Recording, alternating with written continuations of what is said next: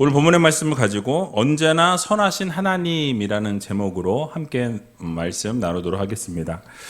우리 옆에 계신 분들에게 오늘 이렇게 인사했으면 좋겠는데요. 하나님이 하시는 일이 모두 선하십니다. 하나님이 하시는 일이 모두 선하십니다. 그렇습니다. 하나님께서 하시는 모든 일은 선합니다. 맞습니까? 하나님이 하시는 일은 의로우시고 공의로우시고 정직하시고 모든 행하시는 일마다 선하시다라는 것, 언제나 우리를 향해서 인자와 자비를 베풀어 주신다라는 이 사실을 꼭 믿으시고 여러분의 삶에 날마다 하나님의 선하심을 의지하며 살아갈 수 있는 귀한 오이제일교회 모든 성도님들, 특별히 우리 중고등부 친구들 되시길 주님의 이름으로 간절히 축복합니다. 이제 정말 봄이 온 것 같습니다. 오늘 히터도 안 틀었고요. 집 앞에 이제 딱 나오면 앞에 빌라에 목련이 있어요. 이제 봄이 되면 항상 그곳을 먼저 바라봅니다. 이 목련이 피면 이제 정말 봄이 왔다라고 생각을 하기 때문에, 그리고 저희 집에도 살구 나무가 있어요. 살구 꽃이 피는데 아주 이게 분홍빛이 나면서 되게 이쁘거든요. 근데 보니까 이제 딱 몽우리가 지면서 나오려고 지금 이제 막 몸을 비틀고 있더라고요. 그리고 오늘 이제 바람을 좀 쏘려고 산에 이렇게 한 바퀴 쭉 돌았는데 진달래를 보니까 꽃망울이 이렇게 분홍색들이 이렇게 나와 있더라고요. 아마 한 주나 두 주 안에 뭐 목련도 필 것 같고 살구꽃도 필 것 같고, 뭐 진달래, 개나리 다 필 것 같습니다. 여러분 이제 더 이상 움츠러 있지 마시고 좀 쫙 가슴도 펴고 또 밖에 나가서 바람도 좀 쏘이시고 하나님이 만드신 대자연 속에서 아름다운 자연들을 좀 만끽하고 누리면서 살아갔으면 좋겠습니다. 정말 봄이 왔구나 라는 생각을 해 보았고요. 또 말씀을 준비하면서 이렇게 시간이 될 때마다 이 사계절을 하나님이 항상 우리 대한민국에 주시잖아요. 겨울이 가면서 이 봄이 올 때마다 느끼는 것은 무엇이냐면 참 감사하다라는 거예요.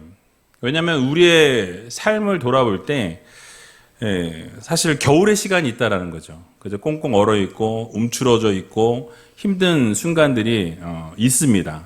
누구나 있어요. 없는 사람이 없죠. 학생은 학생대로, 부모님은 부모님대로, 뭐 사업하시는 분은 사업하시는 대로. 그런 겨울의 시간들이 있는데, 근데 하나님께서 그 삶에 늘 겨울만 주시지 않는다라는 거죠. 그 겨울의 삶 속에서 그 시간들을 지나다 보면 어떻게 됩니까? 뭐가 와요? 봄이 옵니다. 옆에 있는 분들에게 한번 얘기해 보세요. 봄이 옵니다. 맞아요. 봄이 와요. 겨울에만 항상 우리가 머물러 있는 것이 아니라 하나님께서는 우리에게 봄을 주신다라는 사실이에요. 그래서 이 사실을 여러분 모두 믿으시고 이 봄을 주실 하나님을 기대하면서 기쁨의 시간을 보낼 수 있는 우이제일교회 모든 성도님들이 다 되시기 바랍니다. 아까 우리 중고등부 친구들 찬양하는 모습을 뒤에서 이렇게 보면서 사진도 찍고 그랬는데 너무 이뻐요. 너무 이쁘고 우리 선생님들도 너무 멋있고 이 아이들이 이제 앞으로 어떻게 성장해 나갈까, 어떻게 하나님이 세워 주실까, 어떻게 쓰실까를 생각하면 기대가 됩니다. 너무 기대가 돼요. 그래서 이 우이동뿐만 아니라 이 한국 아니 전 세계로 뻗어나가서 정말 하나님의 영광을 좀 드러내고 하나님이 기뻐하시는 모습으로 설 수 있는 우리 중고등부 또 다음 세대 자녀들이 될 수 있도록 여러분도 함께 박수로 격려해 주시면 감사하겠습니다. 아주 본인들 위해서 박수 치는데 엄청 열심히 치시네요. 우리 4명. 어쨌든 너무 기뻐요. 너무 기쁘고 좋습니다. 오늘은 지난 시간에 이어서 사무엘상 이 3장 말씀을 같이 살펴보려고 하는데요. 지난 시간에 좀 말씀드렸던 것은 사무엘이 주어진 일에 최선을 다했다. 어떤 상황 가운데서도 이런 하나님의 말씀이 임하게 되었을 때도 끝까지 겸손했고 평상심을 유지하면서 흔들리지 않았다라는 거예요. 그리고 자신에게 주어졌던 그 일, 아무런 불평 없이 지속적으로 계속해서 그 일들을 감당해냈다라는 것에 대해서 말씀을 드렸습니다. 자, 오늘은 엘리가 사무엘을 부르게 될 때 사무엘이 어떤 모습을 보였고, 그리고 또 그 사무엘이 보여준 그 모습, 그 말을 통해서 또 엘리는 어떤 모습을 또 보였는지에 대한 부분을 함께 살펴보려고 합니다. 그 모습을 통해서 하나님이 우리들에게 주시는 교훈의 말씀이 있어요. 그래서 그 교훈의 말씀이 무엇인지 같이 한번 생각해 보는 시간을 갖도록 하겠습니다. 오늘 본문 16절과 17절의 말씀 같이 한번 읽어보도록 하겠습니다. 엘리가 사무엘을 불러 가로되 내 아들 사무엘아 하니 대답하되 내가 여기 있나이다. 가로되 내게 무엇을 말씀하셨느냐 청하노니 내게 숨기지 말라. 내게 말씀하신 모든 것을 하나라도 숨기면 하나님이 내게 벌을 내리시고 또 내리시기를 원하노라. 아멘. 자, 하나님께서 사무엘을 부르셨다라는 것을 엘리가 이제 알았습니다. 그것을 알았던 엘리가 너무 궁금하겠죠. 사무엘에게 하나님이 뭘 말씀하셨을까? 뭘 말씀하시려고 사무엘을 이 밤에 그렇게 부르셨나? 여러 번 부르셨나? 아마 이런 궁금증이 있었겠죠. 그래서 무엇을 말씀하셨는지 묻게 됩니다. 아마도 이 엘리가 하나님께서 뭘 말씀하셨는지 아마 직감적으로 엘리는 알고 있었을 거예요. 왜냐하면 이미 자신에게 하나님의 사람이 와서 자신의 가족들이 어떻게 멸망하고 심판 어떻게 받게 될 것인가에 대해서 이미 말씀을 들었던 적이 있었습니다. 그런데 그 직감적으로는 이제 알지만은 명확하게 무슨 말씀을 하셨는지를 궁금해했다라는 거예요. 그러니까 사무엘을 부를 때 뭐라고 부르죠? 오늘 본문에 부를 때 아들이라는 단어를 사용합니다. 아들.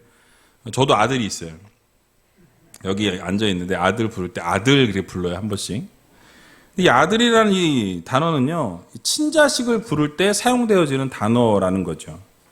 근데 사무엘과 같은 제자를 호칭할 때, 제자를 부를 때도 아들이라는 단어를 그 당시에 사용했습니다. 윗사람이 아랫사람을 이렇게 부를 때에도 이 아들이라는 단어를 사용했다라는 사실이에요. 그래서 깊은 그러니까 윗사람이 아랫사람을 이렇게 아들이라고 부를 때에는 그 마음 가운데 깊은 사랑과 또 깊은 마음이 담겨져 있을 때 이렇게 아들이라는 단어를 사용한다라는 거예요. 그러니까 엘리도 사무엘이 하나님으로부터 무슨 말씀을 들었는지 이 엘리가 간절한 마음으로 불렀던 거예요. 알고 싶은 거죠. 그 간절함이 그 다음 절 17절에서 표현되고 있는 것을 보게 됩니다. 뭐라 그러냐면 청하노니 내게 숨기지 말라라고 이렇게 엘리가 이야기하는 것을 보게 됩니다. 그러니까 하나님께서 너에게 말씀하신 것을 하나라도 숨기지 말고 다 얘기해달라고 이야기하면서 만약에 하나라도 숨기면 하나님께서 벌을 내리시되 그 벌 위에 또 벌을 내리시기를 원한다라고 이렇게 저주하듯이 선포하는 것을 우리가 보게 됩니다. 여러분, 이 말에는 어떤 마음이 담겨 있을까요? 그러니까 하나님으로부터 받은 그 계시, 사무엘이 그 받은 계시가 이 무엇인지 너무 알고 싶었고 궁금했기 때문에 숨기지 말고 자신에게 말해달라는 어떤 절박한 심정이 이 엘리의 말에 담겨 있다라는 거죠. 나에게 말씀하셔야 되는데 하나님이 지금 엘리에게 말씀하신 것이 아니라 자신이 가르쳤던 사무엘에게 말씀하셨다라는 사실이에요. 그러니까 여러분 생각해 보세요. 엘리가 이미 하나님의 사람으로부터 심판을 받게 될 것이다. 너희 가정은 망하게 될 것이다. 너희 집안은 내가 완전히 심판해서 너희 자녀도 죽고 모든 엘리의 집안은 앞으로 완전히 쑥대밭이 될 것이라고 분명히 선포를 하셨어요. 그래서 그렇게 멸망에 대한 얘기를 들었는데 이제 하나님이 사무엘에게 말씀하셨으니 도대체 뭘 말씀하셨을까? 나에게 말씀하신 걸 똑같이 말씀하셨나? 아니면 혹시라도 하나님의 마음을 돌이키셔서 다른 메시지를 주신 건 아닌가라는 어떤 기대감이 있었을지도 모르겠어요. 여러분, 그러니까 엘리에게 하나님이 어떤 말씀을 주셨는지 사무엘상 2장 30절에서 34절에 보면 그 이후에도 쭉 있는데 요 한 4절, 5절 말씀만 좀 길지만 같이 한번 읽어보도록 하겠습니다. 그러므로 이스라엘의 하나님 나 여호와가 말하노라. 내가 전에 내 집과 내 조상의 집이 내 앞에 영영히 행하리라 하였으나 이제 나 여호와가 말하노니 결단코 그렇게 아니하리라. 나를 존중히 여기는 자를 내가 존중히 여기고 나를 멸시하는 자를 내가 경멸히 여기리라. 보라, 내가 내 팔과 내 조상의 집 팔을 끊어 내 집엔 노인이 하나도 없게 하는 날이 이를지라. 이스라엘에게 모든 복을 베푸는 중에 너는 내 처소의 환난을 볼 것이요 내 집에 영영토록 노인이 없을 것이며 내 단에서 내가 끊어버리지 아니할 너의 사람이 내 눈을 쇠장케 하고 내 마음을 슬프게 할 것이요 내 집에 생산하는 모든 자가 젊어서 죽으리라. 내 아들 홈니와 비느하스가 한날에 죽으리니 그 둘에 당할 그 일이 내게 표징이 되리라. 아멘. 자, 여러분 지금 무슨 내용입니까? 하나님이 원래는 영영이 너희에게 복을 주시겠다. 영영이 나의 그 재단의 이 제사장의 역할들을 감당케 하시겠다라고 말씀하셨는데 내가 그렇게 하지 않겠다라고 말씀하세요. 왜냐하면 나를 존중히 여기는 자는 내가 존중히 여기지만 나를 경멸히 여기는 자는 내가 경멸하겠다라고 말씀하시면서 이제는 노인이 없게 하시겠다라고 말씀하시고 젊은이가 끊어지겠다라고 말씀하신 거예요. 그러면서 그 징표가 무엇이냐? 바로 홈니와 비느하스가 죽고 난 이후에부터 그렇게 만들겠다라고 하나님이 분명하게 선포하셨다라는 거예요. 그러니까 이미 하나님의 사람으로부터 엘리는 이 메시지를 들었습니다. 자신의 집안이 어떻게 망하게 되고 홈니와 비느하스도 어떻게 죽게 되는지에 대한 부분을 이미 들었다라는 거죠. 근데 그럼에도 불구하고 엘리는 이 모든 이 심판의 메시지를 들었음에도 불구하고 아들들이 죄 가운데서 돌이키게 하지 않았다라는 거예요. 그냥 그 죄 가운데 있게 내버려 뒀다라는 거죠. 그런 상황에서 사무엘이 하나님으로부터 이제 부르심을 입게 된 상황입니다. 여러분 조바심이 나지 않았겠어요? 그 마음 가운데 과연 하나님이 어떤 말씀하셨을까 궁금하지 않았겠습니까? 그냥 나에게 말씀하셔야 되는데 나에게 말씀하신 것이 아니었어요. 사무엘을 부르시니까 마음이 조급해진 겁니다. 그래서 이 이야기를 나한테 하지 않으면 벌 위에 벌을 내리시리라 라고 이렇게 선포하는 것을 보게 되죠. 그러니까 하나님께서 사무엘에게 찾아오셔서 엘리의 집안을 경고하셨던 모든 일들을 처음부터 끝까지 실행하시겠다라는 말씀을 하셨어요. 여러분 그 이유가 무엇이었습니까? 그러니까 모든 가족들을 영원히 심판하시겠다고 말씀하셨지만 그 말씀을 들어놓고도 어떻게 해요? 돌이키지 않았기 때문에 저주받을 짓을 계속해서 하는 것을 보면서 하나님이 완전히 결단하신 거예요. 완전히 이 집안은 죄송합니다. 개차반이라 완전히 이제 멸망시켜야 되겠다. 하나님이 결정하셨다라는 거예요. 막지 않고 묵인했기 때문에 하나님은 엘리의 집안의 죄를 절대로 용서치 않겠다라고 하나님이 명령하셨고 심판하시겠다라고 선포하셨다라는 거죠. 명확하게 말씀하셨다라는 거예요. 그러니까 여러분 아마도 엘리의 입장에서는 자신의 집안이 멸망할 것이라는 이 계시를 하나님의 사람으로부터 이미 받았는데 이제는 하나님이 직접 오셔서 말씀을 또 하신 거예요. 사무엘에게 말씀하셨을 뿐이지 동일한 말씀을 아마 똑같이 하셨을 거예요. 그러니까 자신이 어떻게 보면 대제사장인데 지금 하나님이 자신이 대제사장인 자신에게 계시하신 것이 아니라 누구에게? 사무엘에게 계시를 나타내셨다라는 거예요. 그러니까 자신한테서 훈련받은 자기 밑에 있는 이 종같이 여기는 사무엘에게 하나님이 말씀하셨다라는 것이죠. 그러니까 여러분 이제 무엇입니까? 처지가 바뀐 거죠. 하나님이 제사장에게 특히 대제사장에게 말씀하셔야 될 상황인데 대제사장인 자신이 아니라 자기 밑에 있는 사무엘에게 하나님이 말씀하셔서 그 사무엘을 통해서 그 말씀을 들어야 되는 상황에 있다라는 거죠. 얼마나 자존심이 상했겠습니까? 허탈한 마음이었을 거예요. 그래서 그랬는지 하나님이 말씀하신 것을 하나도 숨기지 말 것을 요구하면서 하나라도 숨긴다면 하나님이 너에게 벌을 내리시고 그 위에 또 벌을 내리시기를 내가 원한다라고 이렇게 말하는 것을 볼 수 있습니다. 자, 이런 선포는요, 이 고대 근동 그 시대에 서약을 할 때 그 서약의 배경을 보게 되면 이 내용이 무슨 내용인지 이해가 됩니다. 고대 근동 지역에서는 어떤 서약을 체결하게 될 때 그 계약 당사자들이 짐승을 죽이고 그 짐승을 쪼갭니다. 그 짐승을 쪼갠 이후에 쪼갠 그 짐승 사이로 지나가면서 서로 그 서약을 체결하는 거예요. 그리고 만약에 그 서약을 체결하고 나서 그것을 이행하지 못하게 되면, 지키지 않게 되면 이와 같은 죽음을 당하게 될 것이다 라는 그런 약속으로 그런 서약을 했다라는 말씀이. 아마도 엘리가 이런 협박에 가까운 말을 사무엘에게 할 수밖에 없었던 것은 하나님께서 틀림없이 자신과 자신의 가문에 대한 이 저주를 예언했을 거라고 그는 예측했기 때문이었다라는 거예요.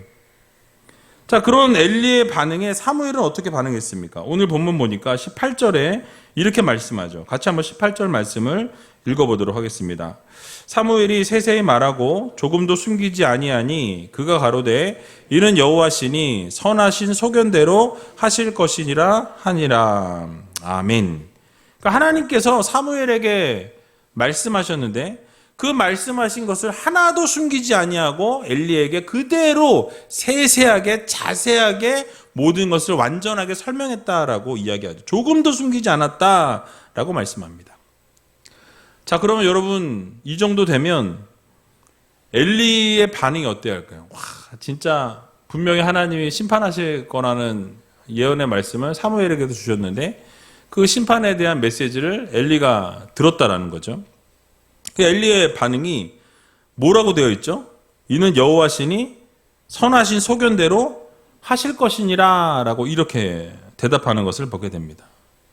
이것은 어떻게 보면 엘리의 어떤 믿음의 고백이었다고 저는 본다라는 거예요. 그러니까 엘리가 비록 자녀들은 제대로 양육하지 못했고 비록 자녀들이 믿음 안에서 믿음을 떠나서 나쁜 짓들을 할 때 그것을 돌이키게 하지 못했으나 그래도 엘리는 자신이 가지고 있던 신앙이 있었다라는 거죠.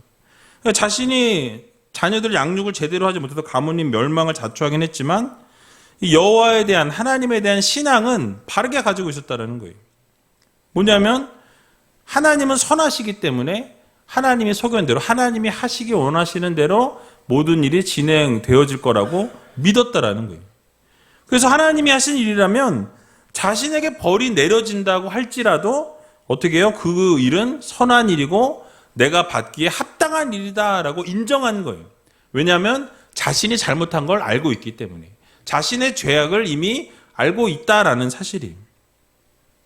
자, 여러분 이 말씀을 저는 준비하면서 이런 일들이 그렇다면 우리의 삶에 이루어진다면 여러분들의 삶에 이런 일들이 일어나면 안 되지만 이런 엘리에게 일어났던 일들이 우리에게 그렇게 일어나게 된다면 여러분 어떻게 하시겠습니까?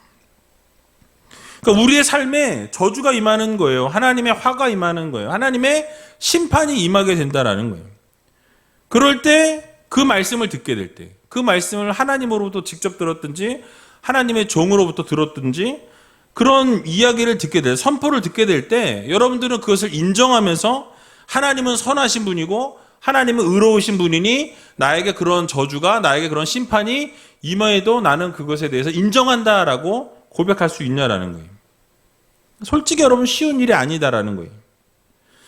그런데 우리가 진정한 성도라면 엘리가 인정했던 그 모습처럼 그대로 인정하고 그것을 수용할 수 있어야 한다라는 거죠. 그것이 바로 성도의 모습이라는 거예요. 여러분 욥이 자신에게 재앙이 임하게 되었을 때 욥이 고백한 것이 있어요. 욥이 뭐라고 고백했냐면 욥기 2장 10절에 보니까 이렇게 말씀하고 있습니다. 같이 한번 읽어보도록 하겠습니다.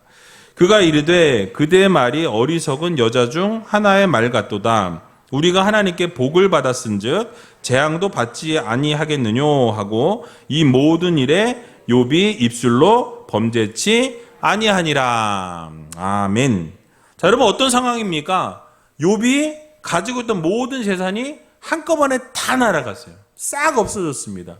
자신이 사랑하던 모든 자녀가 한 번에 다 죽었다라는 거예요.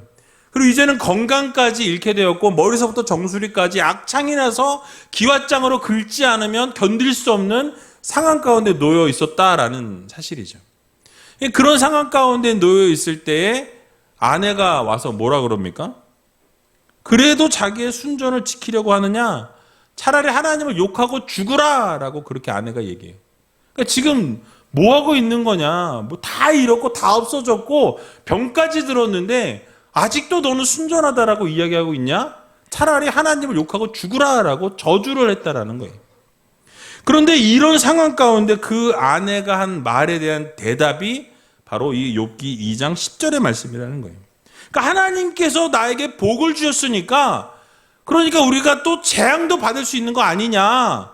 그러면서 그 입술로 어떻게 해요? 범죄치 않았다라고 이렇게 설명하고 있는 것입니다. 여러분 그렇습니다. 때로는 우리가 이 세상 살아가면서 억울한 일을 당할 수 있어요. 부당한 일을 당할 때가 있다라는 거죠. 그러니까 나는 분명히 잘못한 게 없는데 내가 정말 억울한 일들을 막 너무 당한 거예요. 너무 화가 나죠. 근데 그럴 때 우리는 생각합니다. 하나님께서 무엇인가 잘못하고 계신 건 아닌가? 나는 지금 너무나 똑바르게 살고 있고 바르게 살고 있고 최선을 다하고 있고 열심히 살고 있고 내가 정말 할 수 있는 것에 모든 것을 했는데 내가 지금 당하고 있는 이건 뭐지?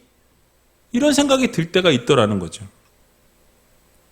그래서 하나님이 혹시 실수하신 건 아닌가? 내가 지금 이렇게 열심히 믿음 생활하고 열심히 최선을 다하고 있고 정말 할 수 있는 모든 것을 하나님께 드리고 하고 있는데 왜 이렇게 안 풀리는 거야? 왜 이렇게 안 되는 거지?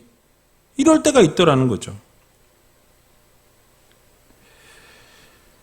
그러나 사실은 나의 잘못 때문이 맞고 여러분 하나님은 언제나 공평하시고 정확하시고 선하시다라는 이 사실을 우리는 믿어야 할 것입니다.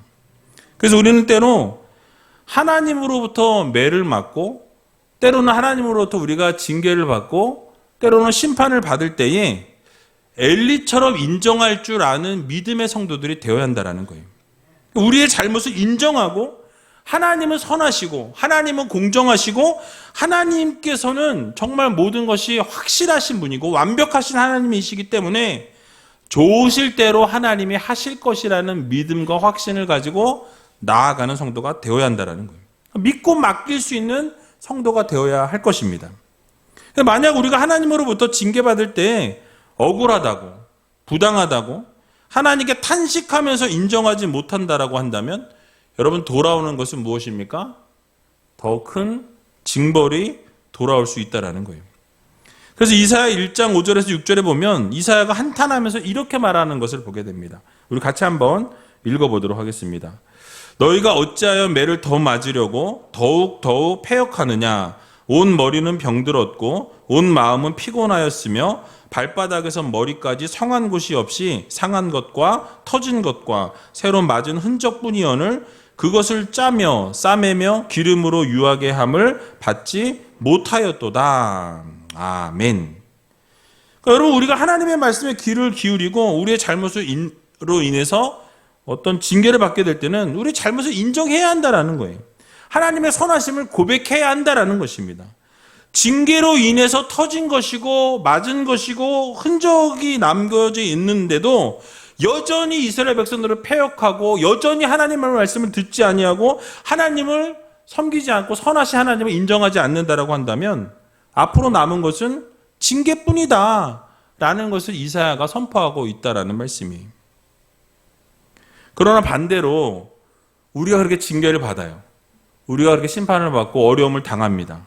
그럴 때 그 매를 맞으면서 하나님께서 우리를 찢으셨지만 결국 하나님이 낫게 하실 거라는 믿음을 가지고 나아가면 결국 하나님께서 치유하신다는 것을 여러분 모두 기억하시기 바랍니다.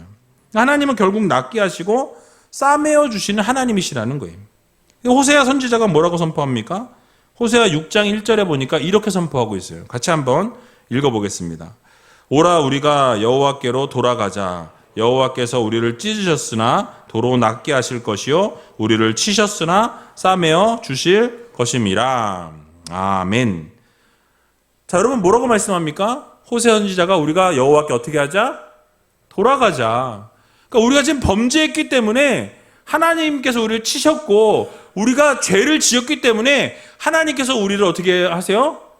징계하셨지만은 우리가 이제는 하나님 앞에 돌아가기만 하면 하나님이 싸매어 주실 것이고 하나님이 어떻게 하세요? 회복시켜 주실 거라는 거예요.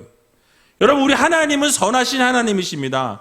아버지 하나님 우리를 사랑하시는 하나님이세요. 인자가 끝이 없으신 하나님이시고 우리를 너무나도 사랑하시는 하나님이시라는 거예요. 우리 하나님께서 자비의 하나님이시고 사랑의 하나님이시기 때문에 우리가 때로는 부족하여서 인정하지 못하고 때로는 잘못했지만 회개하지 못했을지라도 우리가 늦게라도 깨닫고 하나님 앞에 돌아가기만 하면 하나님 앞에 우리의 죄악을 인정하기만 하면, 고백하기만 하면 하나님은 그 죄를 기억지도 않으시고 동에서가 먼 것처럼 그 죄가를 멀리 하시겠다라고 약속해 주셨다라는 거예요. 그래서 우리 하나님 앞에 돌아가기만 하면 사랑이 많으신 하나님, 자비가 한이 없으신 그 하나님께서 우리를 낫게 하시고 싸매어 주실 거라는 이 사실을 여러분 모두 믿으시기 바랍니다. 자, 그러면 여러분, 우리는 어떻게 하면 되겠습니까? 우리의 잘못을 깨닫고 돌이켜야 한다라는 거예요. 하나님을 향해 나아가야 한다라는 거죠. 하나님을 등지고 하나님으로부터 돌아서서 하나님이 기뻐하시지 않는 그 일을 향해 나아가는 성도가 아니라 이제는 그 일로부터 어떻게 해요? 돌이켜서 하나님이 기뻐하시는 자리로 나아가고 그곳에서 하나님께 영광 돌리는 삶을 살아가는 성도들이 되어야 한다는 것을 우리들에게 교훈해주고 있는 것입니다. 그래서 이제는 교만함으로 살아가는 것이 아니라 하나님의 능하신 손 아래에서 겸손하게 살아가는 성도들이 되어야 한다는 거예요. 여러분, 혹시라도 우리가 이 세상 살아가면서 여러분 원치 않는 징계를 받거나 원치 않는 질병이나 원치 않는 어려움들이 여러분 앞에 임하게 되면 여러분 그 이유가 무엇인지를 한번 돌아보셔야 돼요. 그리고 그 이유를 돌아봤는데 나의 죄악으로 인한 것이고 나의 잘못으로 인한 것이고 그것으로 인해서 하나님으로부터 그 징계가 비롯된 것이라면 여러분 어떻게 해야 됩니까? 그 선하심을 인정해야 한다는 거예요. 겸손하게 수용하고 받아들이면 하나님은 긍휼이 많으시고 자비로우시고 사랑이 많으시기 때문에 그 모든 것을 어떻게 하세요? 용서하신다라는 거예요. 그 은혜롭게 여러분들 다시 한번 새롭게 일어설 수 있도록 이끌어 주신다라는 것을 여러분들 모두 기억하시기 바랍니다. 그렇습니다. 우리 하나님께서는 언제나 우리를 붙들어 주시고 우리가 두려움 가운데 떨고 있을 때, 무서움 가운데 좌절하고 절망하고 낙심하고 있을 때에 하나님께서 우리를 그대로 두지 않으신다라는 거예요. 그 자리에서부터 어떻게 해요? 일으켜 세워주시는 하나님이심을 여러분들 모두 기억하시기 바랍니다. 하나님 우리를 붙드시기 원하시는 하나님이세요. 도와주시는 하나님이시라고 말씀합니다. 그래서 이사야 41장 10절에 보면 이렇게 말씀하죠. 같이 한번 읽어보도록 하겠습니다. 두려워 말라, 내가 너와 함께함이니라. 놀라지 말라, 나는 내 하나님이 됨이니라. 내가 너를 굳세게 하리라. 참으로 너를 도와주리라. 참으로 나의 의로운 오른손으로 너를 붙들리라. 아멘. 여러분 그렇습니다. 우리 하나님은 전능하신 하나님이세요. 우리 하나님은 의로운 오른손으로 여러분들을 언제나 붙들어 주실 수 있는 하나님이십니다. 그래서 하나님은 두려워하지 말라고 말씀하시는 거예요. 놀라지 말라고 말씀하시는 거예요. 내가 너와 함께 하겠다고 말씀하시는 것입니다. 하나님이 함께 하시면 여러분 두려울 것이 없어요. 하나님이 함께 하시고 하나님이 여러분을 붙들어 주시면 무서울 것이 없다라는 거예요. 하나님이 여러분과 함께 하시면 모든 것이 해결되어진다라는 것을 여러분들 모두 믿으시기 바랍니다. 그래서 여러분 어떠한 형편과 상황 속에서도 하나님을 여러분들 붙들고 놓지 않으신다라는 거예요. 그래서 그런 얘기를 하잖아요. 우리 하나님은 이렇게 붙들고 계신다는 거예요. 내가 손을 놔도 하나님은 붙드신 이 손을 놓지 않으시는 하나님이세요. 여러분은 하나님을 저버릴 수 있고 여러분은 하나님을 떠날 수 있지만 하나님은 여러분을 붙잡은 그 손을 절대 놓지 않으시는 하나님이시라는 거예요. 붙들고 끝까지 의로운 오른손으로 붙드시고 인도하시는 전능하신 하나님이십니다. 그래서 여러분 언제나 붙드시고 굳세게 하시고 도와주시는 분이 바로 우리 하나님 아버지시라는 이 사실을 여러분들 모두 믿으시고 하나님의 선하심을 끝까지 인정하고 끝까지 그 선하심을 붙들고 나아가게 될 때 결국 하나님께서 여러분들에게 사랑을 베풀어 주시고 인자를 베풀어 주시고 자비를 베풀어 주신다라는 이 사실을 여러분 모두 믿으시고 힘들고 어려운 상황 가운데서도 전능하신 하나님을 끝까지 붙들고 살아가는 저와 여러분들이 다 되시길 주님의 이름으로 간절히 축원드립니다.